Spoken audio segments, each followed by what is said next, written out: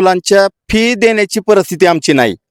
शाळेमुळे मुलं आता घरी आहेत, ह्याच्यामुळे आम्हाला आत्मदहन करण्याची वेळ येईल अशी परिस्थिती झालेली आहे. नमस्कार, नमस्ते. फलटण युट्यूब चॅनल मध्ये मी राजकुमार गोपने आपलं स्वागत करतो. फलटण येथील श्रीराम कारखाना या ठिकाणी आपण आलो आहोत, ज्या ठिकाणी फलटण तालुका ऊस वाहतूक संघटनेचे सर्व पदाधिकारी आणि सर्व जे ऊस वाहतूक करणारे कार्यकर्ते आहेत या ठिकाणी आलेले आहेत. ज्या 2025-26 सालामधील वाहतुकीची देणी यांची अजून मिळालेली नाहीत. फलटण येथील श्रीराम जवाहर उद्योग समूहाच्या माध्यमातून यांनी गेली 2025 आणि 26 या सालामध्ये फलटण तालुक्यातील ग्रामीण भागातून ऊस वाहतूक श्रीराम कारखाना या ठिकाणी केली होती. गेल्या 4 ते 5 दिवसापूर्वी फलटण येथील श्रीराम कारखान्याचे जे प्रशासन आहे या ठिकाणी त्यांनी निवेदनाद्वारे तात्काळ देणी द्यावीत अशी मागणी केली. त्यावेळेस मंगळवार दिनांक 2 जून रोजी बैठक होणार असून त्यानंतर तुमची देणी देऊ असं आश्वासन प्रशासनाने दिलं. मात्र ते प्रशासनानं आश्वासन पाळलं नसल्यामुळे पुन्हा एकदा या ठिकाणी सर्व वाहतूक संघटनेचे पदाधिकारी आणि जे सदस्य आहेत हे आक्रमक झालेले आहेत. आपण त्यांच्याकडून जाणून घेऊया नेमक्या काय त्यांच्या मागण्या आहेत. नाव सांगा तुमचं सुरुवातीला. माझं शरद मुळीक, पवारवाडी गाव आहे. मी तोडणी वाहतूक बिगर ॲडव्हान्स केलेली आहे जवाहर कारखान्याला. सध्याची परिस्थिती अशी आहे की मी टोळीला 10 ते 15 लाखाच्या आसपास पैसे गेलेत माझे पदरचे, पण कारखान्याचा अजून 1 रुपयाही मिळालेला नाही. किती तुमची येणे बाकी आहे? माझी जवळजवळ 15.5 लाख रुपये येण आहे.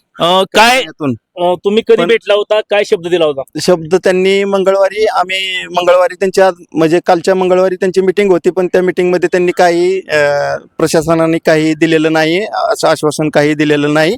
त्याच्यामुळे आम्हाला आता अशी परिस्थिती आहे की मजुरांना पदरचे पैसे 15 लाख रुपये वाटलेत. आज मुलांच्या फी देण्याची परिस्थिती आमची नाही.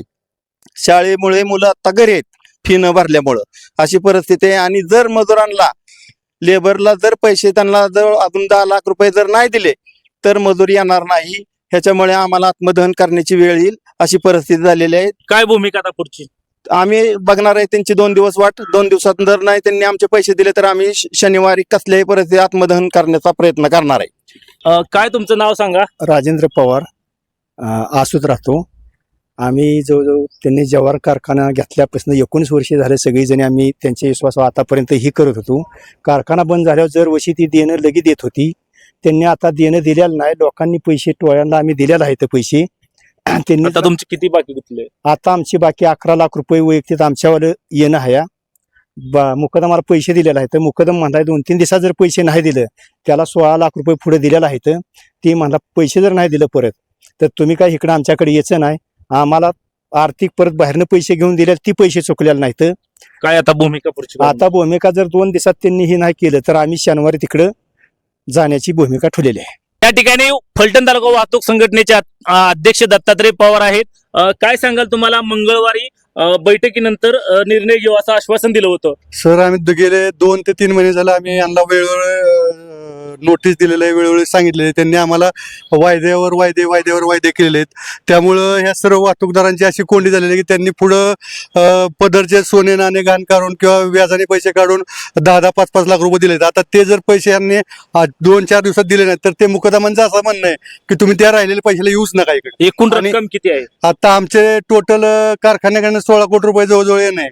पण ते पैसे आम्हाला वेळेत नाही दिले तर आमचे पुढे दिलेले पैसे बुडणार आहेत. आता शाळेची फी राहिलेले, कुणाची पेरणीची राहिलेले, कुणाचं काय. आता ह्यांनी प्रशासनाने आम्ही सांगितलं, आम्ही तसं मुकदमा सांगतोय, मुकदम लेबरला सांगतोय. त्यामुळे लेबर एवढं जिटलेलं आहे की लेबर म्हणतात की हे खोटच बोलतात. आता तुमची पुढची भूमिका काय राहणार आहे? आता आमची भूमिका अशी राहिली की आमच्याकडे ऑप्शन नाही. आता आम्ही शनिवारी जर आम्हाला उद्या नाही पैसे जमा झाले, गुरुवार शुक्रवार, तर आम्ही शनिवारी जवाहरच्या दारात उपोषण केल्याशिवाय आमच्याकडे दुसरा पर्याय. कारण ही लोक ऐकण्याच्या मनस्थितीत नाहीत. कारण यांचं डोक्यावरून पाणी गेले. आम्ही गेले 2 महिने यांना मी कायम सांगतो थांबा थांबा थांबा. का थांबा म्हणून सांगतो की श्रीराम आणि जवाहरनं आमच्याकडे गेले 19 वर्ष फार प्रामाणिक आमच्या संघ व्यवहार केला. परंतु ह्या वर्षी लांबल्यामुळे ह्या लोकांचेच पैसे बुडण्याची वेळ आली. ह्या लोकांचे शाळेचे फी नाहीत. मुकदमांचे आता पाऊस पडल्यामुळे पेरणी चालू आहेत. पेरणीला पैसे द्यायला आमच्याकडे पैसे नाहीत. कारण जे पैसे होते ते आम्ही व्याजाने काढून आणि घरच्याचे सोनं, बायका पोराचे सोनं टाकूनच पैसे आम्ही 4-5 लाख रुपये ॲडव्हान्स दिलाय. ह्यांचे वेळेत मिळतात म्हणून आम्ही पुढे दिलेत. पण ह्या वर्षी करार तुटल्यामुळे ह्या अडचणी आल्यात.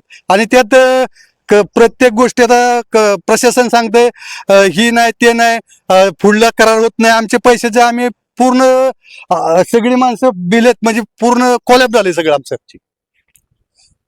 नक्कीच आपण पाहिलं या ठिकाणी ऊस वाहतूक संघटनेचे जे काही सदस्य आहेत त्यांनी या ठिकाणी मुकादमांना काही थोड्याफार प्रमाणात ऍडव्हान्स दिलेले आहेत. मात्र मुकादमांना या ठिकाणी पुन्हा आता राहिलेली रक्कम देणे असेल किंवा नवीन शैक्षणिक साल आता सुरू होत असताना विद्यार्थ्यांच्या फी भरणे आहेत. अनेकांनी दागिने गहाण ठेवले आहेत. अशा परिस्थितीमध्ये कारखान्याने आणखीन काही त्यामध्ये लांबणीवरती देण्याचं या ठिकाणी लावल्यामुळे हे सर्व ऊस वाहतूक संघटनेचे पदाधिकारी असतील सदस्य अडचणीत आलेले आहेत.